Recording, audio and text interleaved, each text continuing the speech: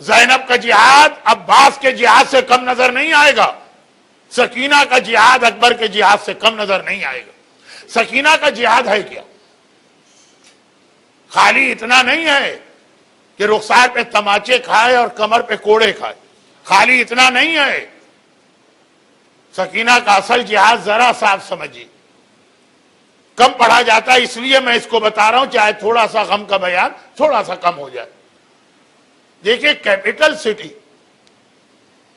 عربی میں جسے عاصمہ کہتے ہیں، اردو میں دارالحکومت کہتے ہیں، جو پہلے دارالسلام تھا اب سنا ہے کہ کوئی اور شہر ہے۔ خیر، جو کیپٹل سٹی ہوتا ہے جہاں گورنمنٹ کے سارے آفیسز وغیرہ ہوتے ہیں، وہاں پہ جتنے لوگ شہر کے رہنے والے ہیں نا اس سے زیادہ مسافر ہوتے ہیں۔ جس آدمی کو گورنمنٹ کے کسی ڈپارٹمنٹ میں کوئی کام ہے چلا گیا، جانا پڑے گا۔ اچھا پرانا زمانہ، آج تو پھر بھی phone, E mile, on line بہت طریقے ہیں اپنے گھر سے نکلے بغیر کام کرانے کے، لیکن پرانے زمانے میں تو کچھ فون تک نہیں تھا۔ چھوٹا سا کام بھی اگر کوئی گورنمنٹ کا آپ کا اٹک گئے آپ کو خود جانا پڑے گا۔ ساری منسٹریز کے آفیسز کیپٹل میں ہوتے ہیں، تو پرانے زمانے میں کیپٹل میں وہاں کے رہنے والے کم تھے، مسافر زیادہ ہوتے تھے۔ وہ آتے ہیں 4-5 دن، 1 ہفتہ، 10 دن رہے چلے گئے، دوسرے آ گئے۔ اور پرانا لائف اسٹائل، یہ دو باتیں، ٹائم کم ہے تو آپ کو عجیب لگ رہی ہوں گی کہ مولانا کیوں ٹائم ویسٹ کر رہے، لیکن بہت اہم۔ دوسری بات، جو مسافر کسی شہر میں نیا جاتا تھا پرانے زمانے میں، اس کو ٹائم پاس کرنا بہت مشکل ہوتا تھا۔ لائٹ تھی نہیں اس زمانے میں، تو مغرب عشاء کے بعد پورا شہر بند، نو ایکٹیویٹی، لائٹ ہی نہیں، نہ ہوٹل، نہ ریسٹورانٹ، نہ کیفے، نہ کوئی کولڈ کارنر، نہ کوئی شیشہ ہاؤس، کوئی چیز بھی نہیں۔ ایون گھر میں بھی بیٹھ جائے تو کوئی ٹی وی نہیں، کوئی ڈش نہیں، کوئی میڈیا نہیں، کچھ نہیں۔ اچھا یہ مسافر ہے تو دوست بھی نہیں، رشتہ دار بھی نہیں۔ بھئی آج کل تو یہ ہے کہ آپ کا کوئی دوست اور رشتہ دار نہ ہو، آپ گھر جا کے بیٹھ جائیں، ٹی وی آپ کے سامنے، دھڑا دھڑ چینل بدلتے رہیے، 2 گھنٹے پاس ہو جائیں گے۔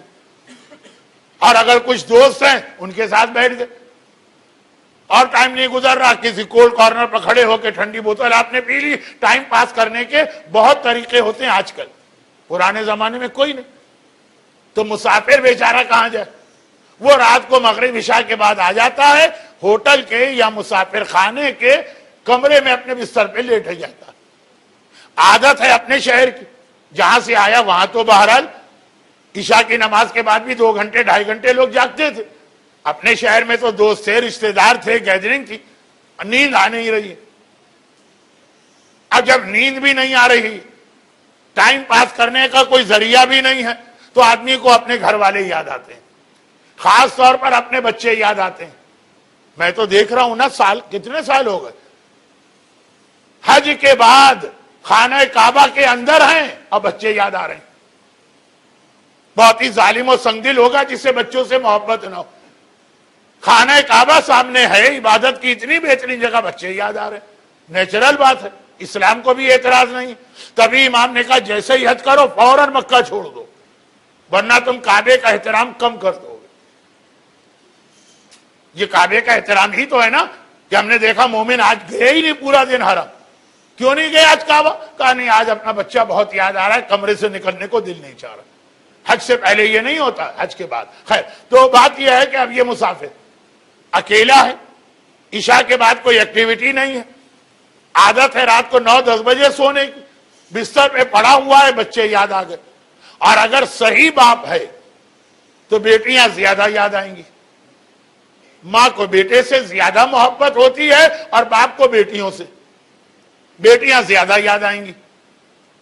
اب اپنی بچیاں یاد آ رہی ہیں، چھوٹی بچی زیادہ یاد آتی ہے، کیونکہ جب باپ گھر سے جا رہا تھا تو بڑی بیٹیوں کو تو پتا ہے کہ ضروری کام سے جا رہے ہیں، چھوٹی بچی کو کیا پتا، وہ تو باپ سے لپٹ گئی ہوگی کہ بابا آپ کہاں جا رہے ہیں، مت جائیے، میرے ساتھ کھیلیے۔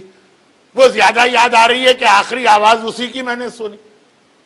اب دیکھیے، بستر پہ اکیلا لیٹا، کوئی ایکٹیویٹی نہیں ہے کہ ٹائم پاس کرے, نیند نہیں آ رہی ہے, اپنی چھوٹی بچی بہت یاد آ رہی ہے کہ اچانک کان میں کسی چھوٹی بچی کے رونے کی آواز آ گئی.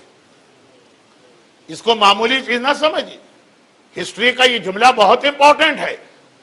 ابھی وہ اپنی بچیوں کو یاد کر رہا ہے کہ ایک چھوٹی بچی کے رونے کی آواز آئی, اور ایسی آواز کہ پہاڑ بھی ہو تو پگھل کے پانی بن جائے. کیسا رونا ہوتا تھا سکینہ کا, آدھی رات تک یہ رونے کی آواز آتی رہی.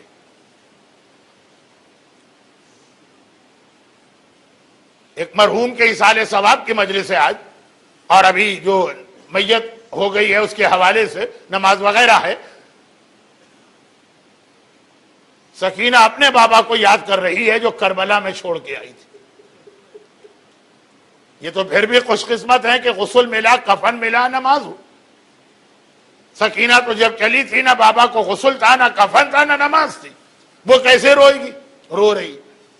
یہ اپنی بچی کو یاد کر رہا ہے کہ اسی ایج کی ایک بچی کے رونے کی آواز, اور ایسا رونا. آدھی رات تک بچی روتی رہی, اور یہ آدمی کی پوری رات کی نیند اڑ گئی. ایک نہیں ہے, جتنے مسافر آئے ہوئے ہیں, اور بہت سے تو شہر والے بھی. صبح اٹھتے ہی وہ پہلا کام یہ کرتا, ہوٹل کے مینیجر کے پاس جاتا ہے اور کہتا ہے کہ کیسے لوگ ہو تم, تمہارے شہر میں ایک بچی رات کو اس طرح سے رو رہی تھی.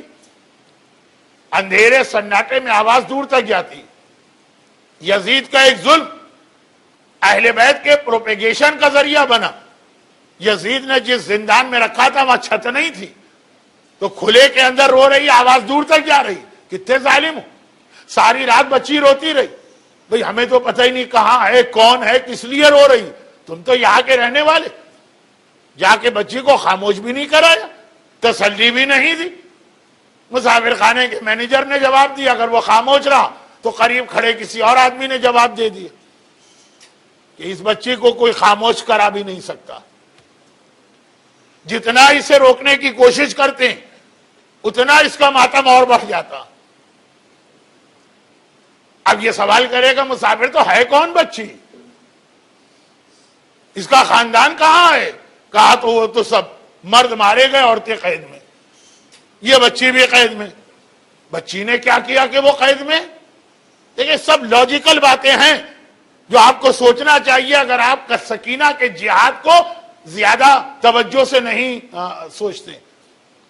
اب اس نے کہا بچی, سارے مرد مارے گئے, خود قید خانے میں ہے, تو بچی نے آخر جرم کیا کیا؟ کہا کہ اس نے تو کچھ نہیں کیا, اس کا بابا یزید کے خلاف کھڑا ہوا تھا. کیوں کھڑا ہوا تھا؟ اب دو آدمی غلط بات بتانے والے ہیں تو دو صحیح بھی بات. وہ کنفیوز ہو گئے. زیادہ لوگوں نے کہا, شام کے لوگوں نے کیا کہا, اس کے باپ نے حاکم کے خلاف بغاوت کی تھی. ایک آدمی نے کہا نہیں وہ مسئلہ اسلام کا تھا. کنفیوز ہو گئے. کہا کہ اچھا یہ بچی کہاں, کس قید خانے میں؟ کہا وہ قید خانہ. وہاں گیا, دروازے پہ سجاد بیٹھے, سیدانیاں سب اندر ہیں, دروازے پہ سجاد بیٹھے. دیکھا اس نے, کہا وہ بچی سے ملنے آیا. کہا میں اس کا بڑا بھائی. کیا بات؟ کہا یہ بچی پر ظلم کیوں ہو رہا؟ اب سجاد کو پورا موقع ملا, کربلا کا جہاد بھی بتائے, اپنے بابا کا مقصد بھی بتائے, یزید کی خرابیاں بھی بتائے. دیکھیں یہ بہت اہم اسٹیج ہے, پبلک کو اٹریکٹ کر کے کسی پلیٹ فارم پہ لانا. یہ بہت اہم اسٹیج ہوتا ہے. ایک بار آ گئے پھر تو جو آپ کا دل چاہے انہیں سنا ہے, مگر لوگ آئیں کیوں اپنے کام چھوڑ کے؟ یہ سکینہ کا ماتم کا فائدہ. سکینہ کا رونا لوگوں کو کھینچ کھینچ کے قید خانے پر لاتا. وہاں سجاد بیٹھے, وہ امامت. کربلا بھی بتائیں گے, کربلا سے پہلے بھی بتائیں گے, کربلا کے بعد بھی بتائیں گے. لیکن سجاد کو یہ پلیٹ فارم ملے کیسے کہ پبلک آ کے بات سنے. ایک بار دربار میں یزید نے بلایا, دیکھا خطبے کا اثر, پھر نہیں بلایا. ایک بار مسجد میں بلایا, دیکھا سجاد کے خطبے کا اثر, اذان کے ذریعے روکنا پڑا, پھر نہیں بلایا. سکینہ کا ماتم پبلک کو کھینچ کے خود لا رہا. اور یہ مختلف شہروں کے لوگ ہیں. جب یہ سنتے ہیں واپس اپنے وطن جب جائیں گے تو گھر والے بھی پوچھیں گے, رشتہ دار بھی پوچھیں گے, بھائی شام سے آ رہے ہو, کوئی نئی بات دیکھی فوراً بتا دیا، ہاں یہ بچی دیکھی، یہ اس کا مشن دیکھا، یہ سکینہ کے ماتم نے سجاد کو وہ موقع عطا کیا کہ غیر اور اجنبی آ کر حسین کا پورا جہاد سن کر اپنے شہروں میں جا کے وہ جہاد پہنچا رہے ہیں۔ برحمتک یا ارحم الراحمین وصلی اللہ علی محمد وآلہ